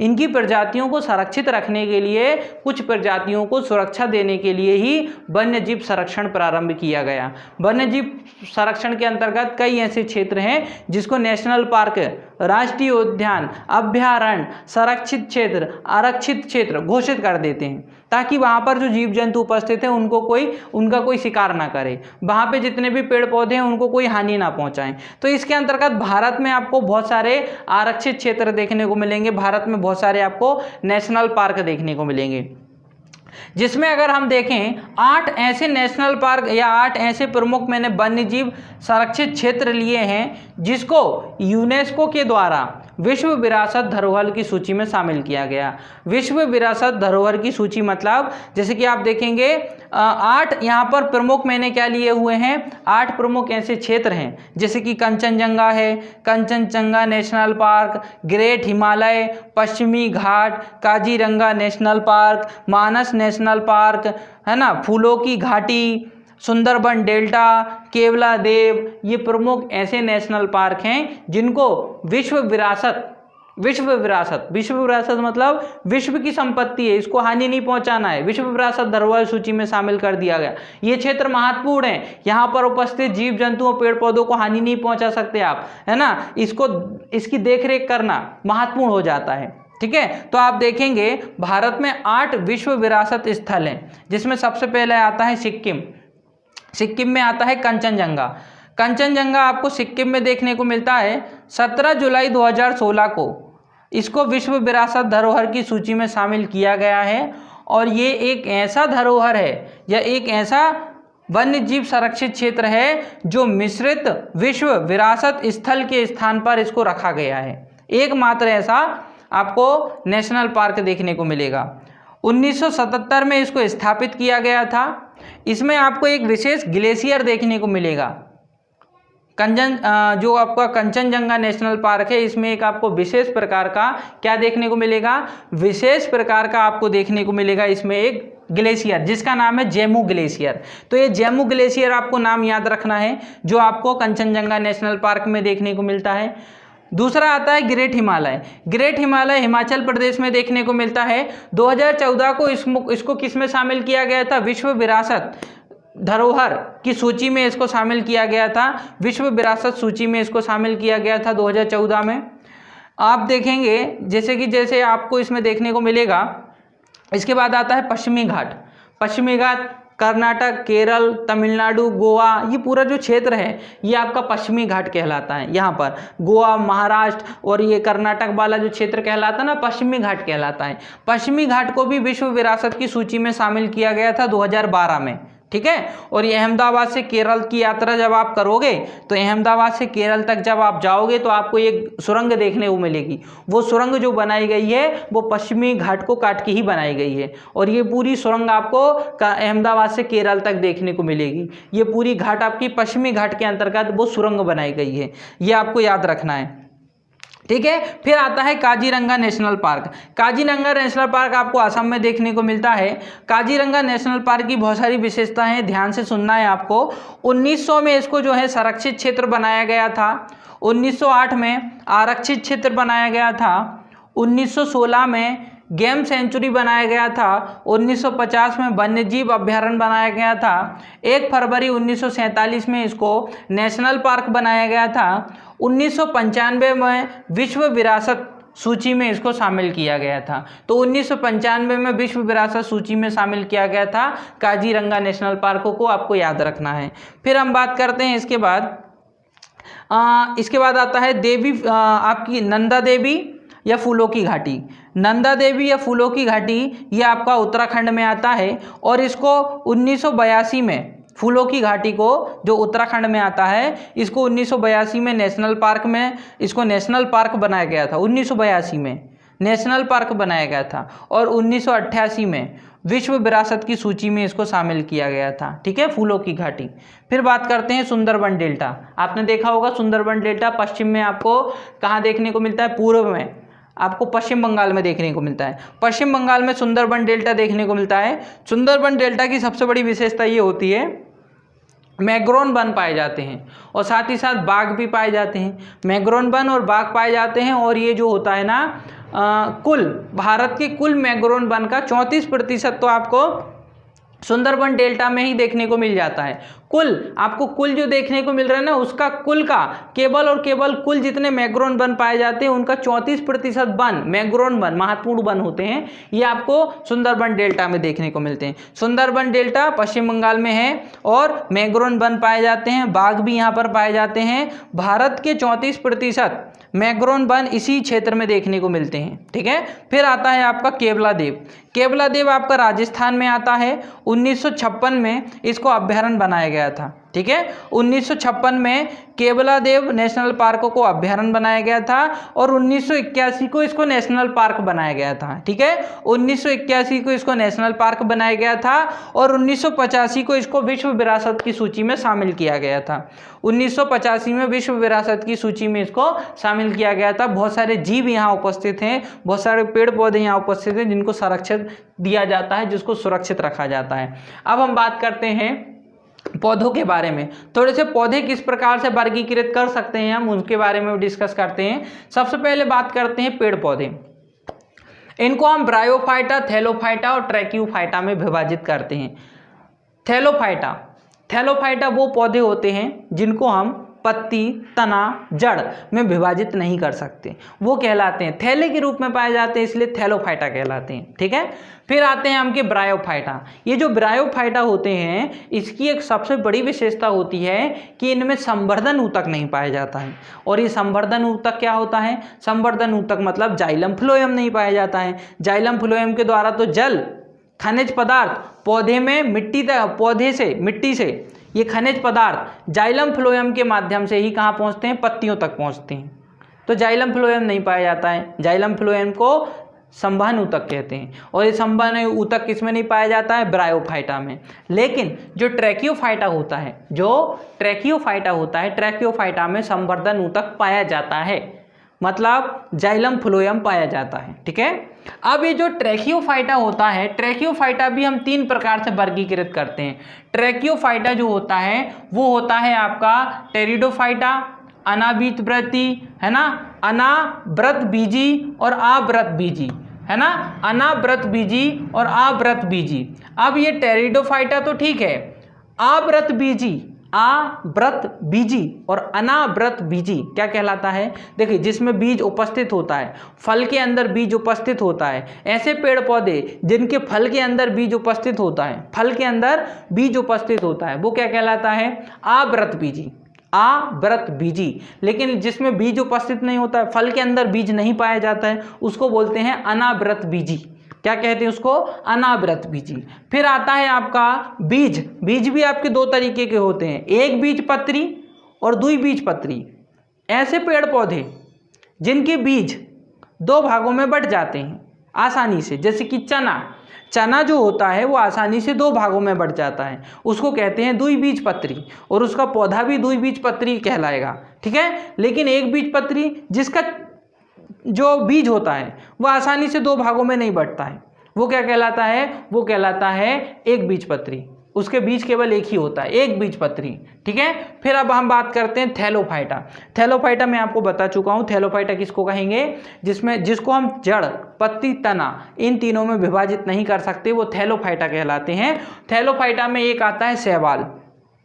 समुद्र नदियों के किनारे आपको बहुत सारी शैवाल देखने को मिलेगी, नीली हरी शैवाल पाई जाती है, लाल शैवाल पाई जाती है ना। इस प्रकार से समुद्र का कलर शैवालों के आधार पर ही निर्धारित होता है। जहाँ नीली शैवाल पाई जाती है पूरा समुद्र नीला दिखाई देता है, जहाँ लाल शैवाल पाई जाती है पूरा समुद्र लाल दिखाई देता है। शैवाल जो होती है वो आपको पेड़ जंगलों में सबसे समुद्र में सर्वाधिक रूप से देखने को मिलती है। शैवाल को हम भोजन के रूप में भी खाते हैं। शैवाल को अगर हम बात करें तो एक होता है, शैवाल का नाम है अम्बकस। अम्बकस नाम का एक शैवाल होता है, इसको भोजन के रूप में खाया जाता है। सारगामस भी एक शैवाल होता है जिससे ऊन बनाया जाता है। ठीक है, फिर कारा, नाइट्रेला ये भी शैवाल होते हैं, इससे मलेरिया को दूर किया जाता है, मलेरिया उन्मूलन में इसका काम किया जाता है। क्लोरेला भी एक शैवाल होता है, जिसको अंतरिक्ष वैज्ञानिक, जो अंतरिक्ष में जाने वाले वैज्ञानिक होते हैं वो भोजन के रूप में खाते हैं क्लोरेला को। ठीक है, ये सारी चीज़ें डिस्कशन हमने की है वीडियो में डिटेल से, यहाँ शॉर्टकट में मैं आपको बता रहा हूँ। क्लोरेला भी अंतरिक्ष वैज्ञानिक भोजन के रूप में खाते हैं, ये आपको याद रखना है। फिर बात करते हैं ब्रायोफाइटा। ब्रायोफाइटा में संवर्धन ऊतक नहीं पाया जाता है, मतलब जाइलम फ्लोएम नहीं पाया जाता है। वनस्पतिक जगत का एम्फीबिया या एम्फीबिया इसको कहा जाता है। ठीक है, वनस्पतिक जगत का एम्फीबिया ब्रायोफाइटा को कहा जाता है। ब्रायोफाइटा के अंतर्गत जितने भी पेड़ पौधे आते हैं उनमें जल धारण करने की अधिक क्षमता पाई जाती है, वो जल अधिक धारण कर लेते हैं, इसलिए इनको ऐसे क्षेत्रों में लगाया जाता है जहां बाढ़ अधिक आती है। बाढ़ आएगी तो ये पौधे क्या करेंगे, जल को ग्रहण कर लेंगे, जिससे बाढ़ को नियंत्रित किया जा सके। ठीक है, तो ऐसे क्षेत्रों में लगाए जाते हैं जहां बाढ़ अधिक मात्रा में आती है। ब्रायोफाइटा में सबसे बड़ा ब्रायोफाइटा जो होता है वो होता है डायसोनिया। डायसोनिया का जो पौधा होता है वो ब्रायोफाइटा के अंतर्गत सबसे बड़ा ब्रायोफाइटा होता है, और सबसे छोटा ब्रायोफाइटा जो होता है वो होता है जुआप्सिन सबसे छोटा ब्रायोफाइटा होता है। ब्रायोफाइटा की सबसे बड़ी विशेषता याद रखना, संवर्धन ऊतक नहीं पाया जाता, मतलब जाइलम फ्लोएम नहीं पाया जाता है। ठीक है, फिर बात करते हैं ट्रैकियोफाइटा। ट्रैकियोफाइटा की अगर हम बात करें तो जड़, पत्ती, तना तीनों में हम इसको विभाजित कर सकते हैं, संवर्धन ऊतक पाया जाता है। ट्रैकियोफाइटा में एक आता है आपका, सबसे बड़ा आता है आपका ट्रैकियोफाइटा। तीन प्रकार के होते हैं, एक होता है टेरिडोफाइटा, दूसरा होता है आवृत बीजी, तीसरा होता है अनावृत बीजी। ट्रैकियोफाइटा की बात करें या टेरिडोफाइटा की बात करें तो टेरिडोफाइटा में पुष्प और बीज का निर्माण नहीं होता है। पुष्प और बीज का निर्माण किस में नहीं होता, टेरिडोफाइटा में। ठीक है, फिर आता है आपका आवृत बीजी। आवृत बीजी मतलब इसमें बीज पाया तो जाता है, लेकिन बीज कैसा पाया जाता है, अनावृत बीजी। अनावृत बीजी मतलब खोल के रूप में नहीं पाया जाता है ना, नग्न अवस्था में। बीज जो होता है उसके ऊपर से खोल नहीं होता है, बीज जो होता है उसमें खोल नहीं होता है, बीज जो होता है ना, बीज उसके ऊपर खोल नहीं पाया जाता है, मतलब वो किसी रूप से कवर नहीं होता है, उसको बोलते हैं अनावृत बीजी। लेकिन जो आवृत बीजी होता है, उसका बीज जो होता है बाहर से कवर होता है ना। आवृत बीजी का जो बीज होता है वो बाहर से कवर होता है। ठीक है, अनावृत बीजी नग्न बीज होते हैं, खुले होते हैं। ठीक है, जैसे कि साइकस से साबूदाने का निर्माण किया जाता है, याद रखना, साइकस से साबूदाने का निर्माण होता है ना। देखिए अनावृत बीजी में आता है साइकस का पौधा, साइकस के पौधे से साबूदाने का निर्माण होता है। चीड़ का पौधा पाया जाता है, देवदार के पौधे पाए जाते हैं, इससे तारपीन का तेल बनाया जाता है, सेड्रम का तेल बनाया जाता है। चीड़ का जो पौधा होता है ना, इससे बनाया जाता है तारपीन का तेल, और देवदार के पौधे से सेडम सेड्रम का पौधा या सेड्रम का तेल बनाया जाता है। फिर हम बात करते हैं आवृतबीजी। आवृतबीजी उनको कहते हैं जिसमें बीज फल के अंदर पाया जाता है, बीज जो है वो फल के अंदर पाया जाता है, वो क्या कहलाता है आपका आवृतबीजी। इसमें आपको दो तरीके देखने को मिलते हैं, एक बीजपत्री, द्विबीजपत्री। एक बीजपत्री, द्विबीजपत्री। एक बीजपत्री उनको कहते हैं जिसमें केवल एक ही बीज पाया जाता है, बीज को हम दो भागों में नहीं बांट सकते। लेकिन द्विबीजपत्री जिसका बीज आसानी से टूट जाता है और दो भागों में बढ़ जाता है। जैसे कि एक बीजपत्री के उदाहरण है लहसुन, प्याज, गेहूं, मक्का, चावल, गन्ना। द्विबीजपत्री का उदाहरण है सरसों, शलजम, कपास, भिंडी। ठीक है, तो ये आपको याद रखना है। पौधों के अंतर्गत थोड़ा सा डिस्कशन मैंने किया है। अब हम बात करते हैं प्रकाश संश्लेषण। प्रकाश संश्लेषण की क्रिया में आपको पता है कार्बन डाइऑक्साइड और जल की उपस्थिति में, प्रकाश संश्लेषण की उपस्थिति में, प्रकाश की उपस्थिति में क्लोरेला, ये जो क्रिया होती है ये क्या कहलाती है? प्रकाश संश्लेषण की क्रिया, जिसके अंतर्गत ग्लूकोज का निर्माण होता है, जल का निर्माण होता है और ऑक्सीजन का निर्माण होता है। ये प्रकाश संश्लेषण की क्रिया कहलाती है। कभी कभी पूछ लिया जाता है कितने अणु H2O बनता है, तो 6 अणु H2O बनता है। कितने अणु O2 बनता है, ये सारी चीज़ें आपको पता होनी चाहिए। कितने अणु CO2 की आवश्यकता होती है, तो 6 अणु CO2 की आवश्यकता होती है। कितने अणु H2O की आवश्यकता होती है, तो 12 अणु H2O की आवश्यकता होती है। ग्लूकोज का सूत्र आपको पता होना चाहिए, C6H12O6 ग्लूकोज का फॉर्मूला होता है। ठीक है, प्रकाश संश्लेषण की क्रिया जो होती है ये क्यों होती है? ये वायुमंडल को शुद्ध करने के लिए होती है। वायुमंडल को शुद्ध करने के लिए या वायुमंडल को शुद्ध करने की क्रिया क्या कहलाती है? प्रकाश संश्लेषण कहलाती है। इसके द्वारा वायुमंडल शुद्ध हो जाता है। ठीक है, फिर हम बात करते हैं घटपर्णी। घटपर्णी किसको कहते हैं? एक इस विशेष प्रकार का पौधा होता है, ये विशेष प्रकार की गंध निकालता है। उस गंध को सूंघते हुए छोटे छोटे जीव इस पौधे के ऊपर बैठ जाते हैं और जब ये पौधे के फल के अंदर जाते हैं, है ना, घटपर्णी के अंदर जब वो जीव जाते हैं, उस सुगंध को सूंघते सूंघते अंदर जाते हैं, तो ये घटपर्णी का पौधा बंद हो जाता है और उस जीव को मार डालता है और उसको खा लेता है। इसलिए इसको जो है घटपर्णी पौधा कहते हैं। घटपर्णी इंग्लिश में बोलते हैं निपेंथिस। निपेंथिस इसको कहा जाता है। छोटे छोटे कीटों को, चूहों को खा लेता है ये। ठीक है, सर्वाधिक मात्रा में ऑस्ट्रेलिया में पाया जाता है। ऑस्ट्रेलिया, मेघालय और इंडोनेशिया। मेघालय मध्य प्रदेश, भारत का एक राज्य है मेघालय। मेघालय में भी घटपर्णी के पौधे पाए जाते हैं। ठीक है, ऑस्ट्रेलिया में भी पाए जाते हैं, इंडोनेशिया में भी पाए जाते हैं। फिर हम बात करते हैं लौंग और केसर। लौंग आप खाते हैं, लौंग और केसर ये हमको कहाँ से प्राप्त होते हैं? पौधे के फूल से प्राप्त होते हैं। आपने देखा है पौधे के अंदर जो लौंग और केसर जो पुष्प होता है, पौधे का जो पुष्प होता है, उसके ऊपर ही आपको लौंग और केसर देखने को मिलती है। सर्वाधिक केसर आपको जम्मू कश्मीर में देखने को मिलती है। लौंग और केसर पौधे के फूल से प्राप्त होते हैं। रेशम का कीड़ा, ये जो रेशम की कीड़े होते हैं ये अपनी मादा को कैसे पहचानते हैं? सुगंध से पहचान लेते हैं। रेशम के कीड़े जो होते हैं ना, वो अपनी मादा को कैसे पहचान लेते हैं? सुगंध के माध्यम से पहचान लेते हैं। एक दूसरे को सुगंध के माध्यम से कई किलोमीटर दूर से ही एक दूसरे को जो है सुगंध के माध्यम से पहचान लेते हैं। इनमें इतनी ज़्यादा तीव्रता पाई जाती है। ठीक है, अब हम बात करते हैं थोड़े से वनों के बारे में, जैसे कि वन संरक्षण, है ना। भारत में किस प्रकार के वन पाए जाते हैं, कहाँ कहाँ भारत में वन देखने को मिलेंगे, इस पर भी थोड़ा सा डिस्कशन कर लेते हैं। सबसे पहले हम बात करते हैं वन संरक्षण। 1 से 7 जुलाई को वन महोत्सव मनाया जाता है। 1 से लेकर तो 7 जुलाई तक भारत में वन महोत्सव के रूप में हम जानते हैं। भारतीय वन्य जीव संस्था, भारतीय वन्य जीव संस्था, है ना, ये हमको कहाँ देखने को मिलती है? देहरादून में देखने को मिलती है। राष्ट्रीय पर्यावरण अभियांत्रिकी संस्था नागपुर में देखने को मिलती है। राष्ट्रीय पर्यावरण अभियांत्रिकी संस्था नागपुर में देखने को मिलती है। पारिस्थितिक संस्था बेंगलुरु में देखने को मिलती है। भारतीय वन प्रबंधन संस्था भोपाल में देखने को मिलती है। तो ये प्रमुख संस्थाएं आपको याद रखना है। भारतीय वन्य जीव संस्था देहरादून में है, राष्ट्रीय पर्यावरण अभियांत्रिकी संस्था नागपुर में है, पारिस्थितिक संस्था बेंगलुरु में है, भारतीय वन प्रबंधन संस्था भोपाल में देखने को मिलती है। भारत में राष्ट्रीय वन नीति 1952 में लाई गई थी। कब लाई गई थी? 1952 में। याद रखना 1952 में भारत द्वारा जो है राष्ट्रीय वन नीति लाई गई थी। 1952 में। ठीक है, फिर भारत की प्रथम वन नीति 1854 में आई थी। 1854 में भारत की प्रथम नीति। लेकिन 1854 में आई थी, मतलब ब्रिटिश काल में आई थी, अंग्रेजों के शासनकाल में आई थी। लेकिन स्वतंत्र भारत की प्रथम वन नीति आई थी 1952 में। स्वतंत्र भारत की वन नीति 1952 में आई थी। लेकिन अब अगर हम बात करें प्रथम वन नीति तो ब्रिटिश के समय आई थी, अंग्रेजों के शासनकाल में आई थी 1894 में।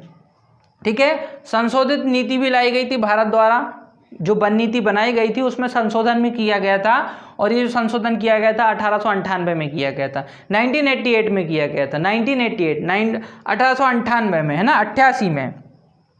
भारत में किस प्रकार के वन पाए जाते हैं, थोड़ा सा हम उस पर डिस्कशन कर लेते हैं। भारत में हमको देखने को मिलते हैं उष्णकटिबंधीय सदाबहार वन। भारत में हमको देखने को मिलते हैं सबसे अधिक उष्णकटिबंधीय पर्णपाती मानसूनी वन, ये सबसे ज़्यादा पाए जाते हैं। फिर भारत में हमको देखने को मिलते हैं उष्णकटिबंधीय शुष्क वन। उसके बाद देखने को मिलते हैं मरुस्थलीय वन। मरुस्थलीय वन के बाद हमको देखने को मिलते हैं जलीय, डेल्टाई, दलदली, मैग्रोन वन, और उसके बाद पर्वतीय वन, है ना, या जिसको हम बोलते हैं सोलान वन। इस तरीके के वन भारत में पाए जाते हैं। सबसे पहले हम बात करते हैं उष्णकटिबंधीय सदाबहार वन। सदाबहार ये पौधे, इनके जो पत्ती होती कभी झरती नहीं है, मतलब वृक्ष से पत्ती नहीं गिरती है, ये सदाबहार वन होते हैं। उष्णकटिबंधीय सदाबहार वन बने रहते हैं। ये सबसे ज़्यादा ये पाए जाते हैं भूमध्य रेखा पर, जो पृथ्वी की भूमध्य रेखा होती है यहाँ सबसे ज़्यादा ये पाए जाते हैं। ठीक है, इसमें अगर आप देखेंगे तो उष्णकटिबंधीय सदाबहार वन, ये लंबाई जो होती है इनकी 200 सेंटीमीटर होती है और ये ऐसे क्षेत्र में पाए जाते हैं जहाँ का तापमान 25 से 28 डिग्री सेल्सियस होता है, और इनकी जो ऐसे क्षेत्र में पाए जाते हैं जहाँ पर वर्षा 200 सेंटीमीटर तक होनी चाहिए। इनकी ऊंचाई 40 से 60 मीटर तक होती है। अंडमान निकोबार, ये जो द्वीप समूह आपको देखने को मिलेगा अंडमान निकोबार, यहाँ पाए जाते हैं ये वन। उत्तर के मैदान में पाए जाते हैं। ठीक है, और इसमें बहुत सारे वन होते हैं, जैसे कि देखिए रबड़ होता है, मोहागनी होता है, नारियल होता है, बांस आता है, सागौन आता है, ये सब उष्णकटिबंधीय सदाबहार वन में आते हैं। ब्राज़ील में सबसे ज़्यादा पाए जाते हैं उष्णकटिबंधीय सदाबहार वन। पृथ्वी का फेफड़ा ब्राज़ील को ही कहा जाता है, क्योंकि ब्राज़ील में सबसे ज़्यादा उष्णकटिबंधीय सदाबहार वन पाए जाते हैं। मौसम का इन पर कोई प्रभाव नहीं पड़ता। ठीक है, सबसे ज़्यादा ब्राज़ील देश में पाए जाते हैं, जिसको पृथ्वी का फेफड़ा कहा जाता है। भारत में नीलगिरी की पहाड़ी, भारत में जो नीलगिरी की पहाड़ियाँ हैं ना दक्षिण में, वहाँ पाए जाते हैं उष्णकटिबंधीय सदाबहार वन। फिर देखिए दूसरे नंबर पर आता है उष्णकटिबंधीय पर्णपाती मानसूनी पतझड़ी वन। ये जो वन होते हैं ये मौसम के आधार पर बदलते रहते हैं। मौसम चेंज होता है तो पत्ते गिर जाते हैं पेड़ों से, इसी के लिए इनको कहा जाता है उष्णकटिबंधीय पर्णपाती, गिर जाते हैं पर्णपाती। मानसूनी, है ना, पतझड़ी, जैसे ही पतझड़ आता है पत्तियां गिर जाती हैं, इनको कहा जाता है। ये वहाँ पाए जाते हैं जहाँ से 100 से लेकर तो 200 सेंटीमीटर तक बारिश होनी चाहिए, तापमान 25 से 28 डिग्री सेल्सियस होना चाहिए। ऐसे पौधों की जो ऊंचाई होती है, ऐसे वन जो होते हैं उनकी ऊंचाई होती है 30 से 45 मीटर तक। ठीक है, गंगा के क्षेत्र में, गंगा नदी, बिहार नदी, है ना, गंगा नदी, बिहार, पश्चिम बंगाल, यहाँ क्षेत्रों में पाए जाते हैं ये। ठीक है, शुष्क वन ये यहाँ पाए जाते हैं। सागवान, शीशम, टीके, चंदन, आम, इसके वृक्ष पाए जाते हैं। इनको ही कहा जाता है उष्णकटिबंधीय पर्णपाती पतझड़ी या मानसूनी वन। मानसून बदलता है, ये भी झड़ जाते हैं, इनके पत्ते गिर जाते हैं वृक्षों से।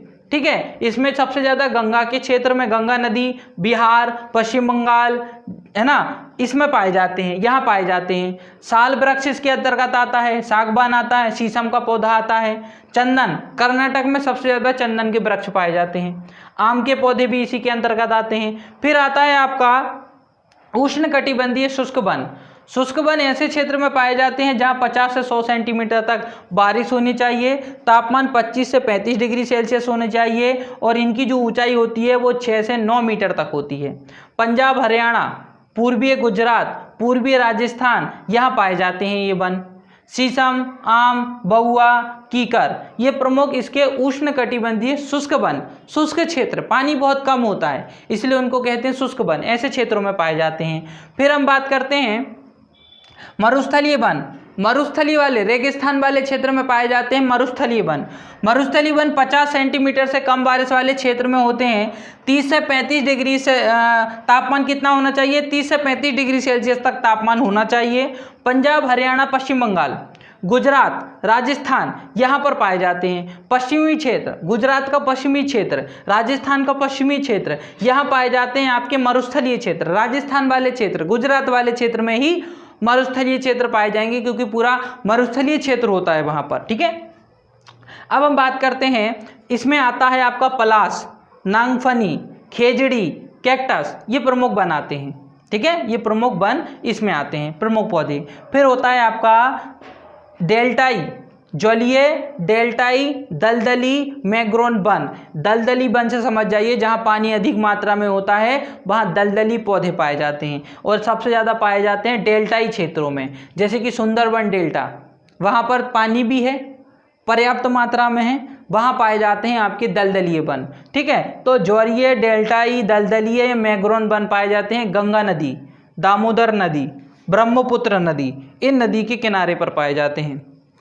पश्चिम बंगाल, गुजरात के पश्चिमी भाग, इस क्षेत्रों में सबसे ज़्यादा पाए जाते हैं। अगर आप एशिया में देखेंगे, विश्व के टोटल दलदलीय वनों में से भारत में 3% पाए जाते हैं। कुल वनों का 3% भारत में पाया जाता है। उसी तरीके से एशिया का 8% भारत में पाया जाता है। एशिया में जितने भी दलदलीय वन पाए जाते हैं उसका 8% भारत में पाया जाता है। ठीक है, फिर देखेंगे 8% मैग्रोन वन भारत में पाए जाते हैं। और इसके बाद आता है सबसे लास्ट आपका पर्वतीय या फिर सोलान वन, पर्वत पर पाए जाने वाले, बहुत विशाल होते हैं, बहुत लंबे होते हैं, पर्वतीय वन कहलाते हैं।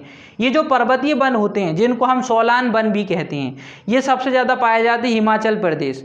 आपने देखा है हिमाचल प्रदेश में आप देखेंगे हिमालय वाला क्षेत्र देखेंगे, फिर प्रायद्वीपीय वाला भाग देखेंगे। दक्षिण का जो भाग है ना, प्रायद्वीपीय क्षेत्र कहलाता है। यहाँ सबसे ज़्यादा पर्वतीय वन पाए जाते हैं, पर्वतों पर पाए जाने वाले वन पर्वतीय वन कहलाते हैं। ये जो पर्वतीय वन होते हैं इनके भी 3 प्रकार होते हैं। देखिए कैसे, उष्णकटिबंधीय वन, ये जो उष्णकटिबंधीय वन होते हैं ना, पर्वतों पर पाए जाने वाले उष्णकटिबंधीय वन, ये 1800 मीटर ऊंचे होते हैं। फिर आता है शीतोष्ण वन, जिनको हम कोणधारी वन भी कहते हैं। कोणधारी वन, ऐसे कोण बना लेते हैं, ऐसे वन होते हैं जो कोण के रूप में पाए जाते हैं, कोणधानी वन कहलाते हैं। और ये जो कोणधानी वन होते हैं सबसे ज़्यादा पाए जाते हैं आपके कहाँ पर? पर्वतों पर पाए जाते हैं। और 1800 से लेकर तो 3500 मीटर ऊंचे होते हैं, ये 3500 मीटर तक ऊंचे होते हैं। फिर आता है आपका अल्पाई वन। अल्पाई वन जो होते हैं वो 3500 मीटर से लेकर तो 4800 मीटर तक ऊंचे होते हैं, सबसे विशाल होते हैं, सबसे बड़े होते हैं आपके अल्पाई वन। या फिर अल्पाई वन जो कहलाते हैं वो 3500 से लेकर तो 4800 मीटर तक ऊंचे होते हैं। इस प्रकार से वन पाए जाते हैं। ठीक है, तो आपको याद रखना है पर्वतीय वन 3 तरीके के होते हैं। उष्णकटिबंधीय वन होते हैं जो आपके 1800 मीटर से लेकर लंबे होते हैं, है ना। उसके बाद शीतोष्ण होते हैं जिनको कोणधारी वन भी कहते हैं, 1800 मीटर से 3500 मीटर तक ऊंचे होते हैं। फिर अल्पपाई वन जो होते हैं वो 3500 मीटर से लेकर तो 4800 मीटर तक ऊंचे होते हैं। इस तरीके से भारत में जो है वन पाए जाते हैं। ठीक है, तो वनों का ये विस्तार था जो मैंने आज आपको बताया है। इससे रिलेटेड जो है सेकेंड पार्ट आपका आएगा जिसमें हम बाकी सारी चीज़ों को डिस्कशन करेंगे। आज की वीडियो हमारी यही समाप्त होती है, क्योंकि आज की वीडियो में जो है हमने आधा पोर्शन कंप्लीट कर लिया है। आधा पोर्शन नेक्स्ट वीडियो रहेगा, जो नेक्स्ट पार्ट आएगा वो भी आप जरूर देखें। इसी के साथ अगर आज की वीडियो आपको पसंद आई हो तो आज की वीडियो को आप लाइक जरूर करें, हमारे चैनल को सब्सक्राइब करें। चैनल सब्सक्राइब किया हुआ है तो बेल आइकन जरूर प्रेस करें ताकि आने वाली सारी वीडियो का नोटिफिकेशन आपको प्राप्त हो सके। ओके दोस्तों, thank you, thanks for watching.